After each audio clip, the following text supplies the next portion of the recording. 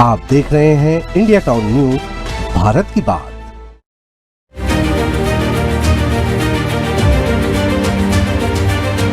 नमस्कार, आप देख रहे हैं इंडिया टाउन न्यूज और मैं हूं आपके साथ प्रगति ठाकुर।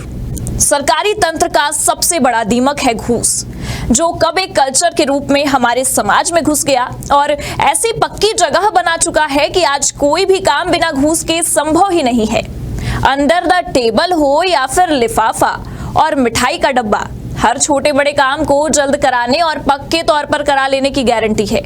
और ये ऐसा करार है जिसमें अधिकारी मस्त और जनता मजबूर है, क्योंकि घूस नहीं देने पर अधिकारियों के पास ऐसे हजार कारण होते हैं कि सभी फॉर्मेलिटी पूरी होने के बाद भी आपका काम हो ही नहीं सकता। और घूस का वजन या जैक लगाते ही आपका काम लाख खामियों के बाद भी कैसे हो जाता है, इसमें कोई आश्चर्य नहीं है। घूस की इस प्रथा को हटाने का ख्याल सरकारों के द्वारा मौखिक तौर पर तब किया जाता है जब उनका दल विपक्ष में हो, लेकिन सत्ता की चाबी हाथ में आते ही वे भी उसी सिस्टम का हिस्सा बन जाते हैं जो सदियों से चला आ रहा है। फिर ऐसे में चलता रहता है एक ही स्थान पर और पद पर लंबे समय तक उन अधिकारियों के टिके रहने का सिलसिला जो इस खेल के बड़े खिलाड़ी होते हैं।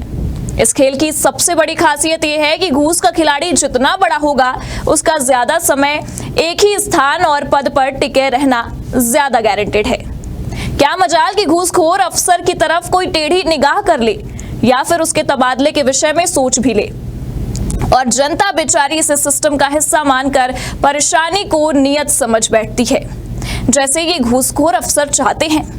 बात राजनांदगांव की होगी और यहाँ के विभागों में वर्षों से जमे घूसखोर अधिकारी और कर्मचारियों की भी। लेकिन पहले आप देखिए हमारी ये खास रिपोर्ट।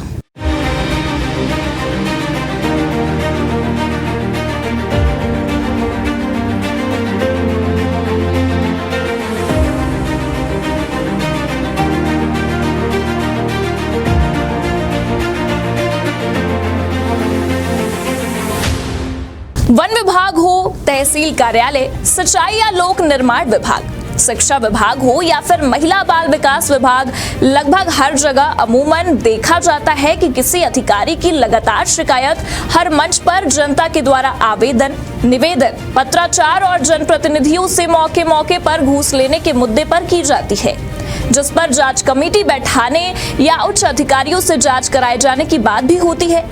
लेकिन महीनों या कभी कभी सालों तक चली जांच के बाद उन्हें क्लीन चिट दे दी जाती है, जो एक तरफ से इशारा है कि आप जो कर रहे हैं उससे और उत्साह से करें।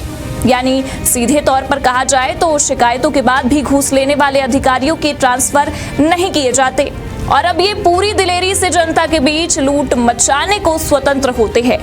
प्रदेश के हर जिला मुख्यालय से अगर इन भ्रष्ट अधिकारियों या घूसखोरों की सूची तैयार की जाए तो रडार पर हर जिले से आधा सैकड़ा अधिकारियों के नामों में इस बात को लेकर विरोध होगा कि इनमें से सबसे ज्यादा भ्रष्ट कौन। लेकिन इन पर कभी माकूल कार्यवाही होती ही नहीं और लगातार जनता को परेशानियों का सामना करना पड़ता है। खबरें इंडिया टाउन न्यूज के पास तो ये भी है कि इन दिनों हर विभाग में हर काम के लिए पैसे की मांग की जा रही है और बिना लेन देन के कुछ भी काम नहीं किए जा रहे। मजबूरन लोगों को पैसे देकर हर काम को कराने मजबूर होना पड़ रहा है। सरकार के लिए ये सोचने के साथ ही बड़े दुख की बात है कि कुछ बड़े विभाग से लेकर छोटे विभाग तक अधिकारी खुलेआम पैसे की मांग करते हैं, जो जनप्रतिनिधि को भी ज्ञात है। लेकिन इन पर कार्यवाही का ना होना जनप्रतिनिधियों से इन्हें मिलने वाले संरक्षण की तरफ इशारा करने को काफी है। वहीं नियमों को ताक पर रखकर ये तमाम अधिकारी जनता से लूट का खुला खेल खेल रहे हैं।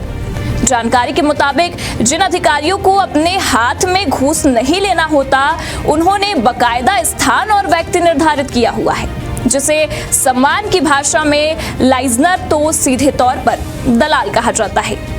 और ये बड़े से बड़ा काम पैसे या घूस के दम पर करा लेने का दावा ही नहीं करते, बल्कि गारंटी भी लेते हैं। इंडिया टाउन न्यूज इस घूस कल्चर के खिलाफ आने वाले समय में पूरी एक सीरीज चलाने जा रहा है, क्योंकि गंगा जल हाथ में लेकर शराब बंदी करने की कसम खाने वाली सरकार से तो ये हो न सका।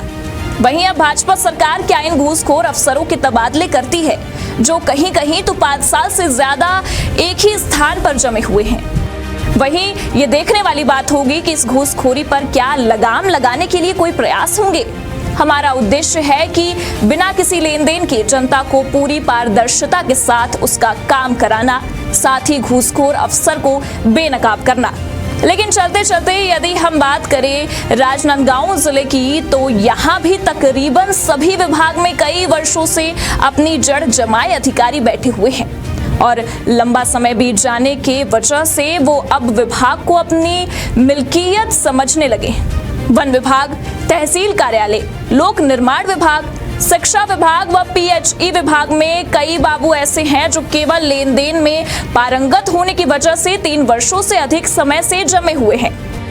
कहा जाता है इन अधिकारियों के माध्यम से ही भ्रष्टाचार का बड़ा खेल जिले में संचालित हो रहा है, जिसका खुलासा हम जल्द करने जा रहे हैं। तब तक आप देखते रहिए इंडिया टाउन न्यूज।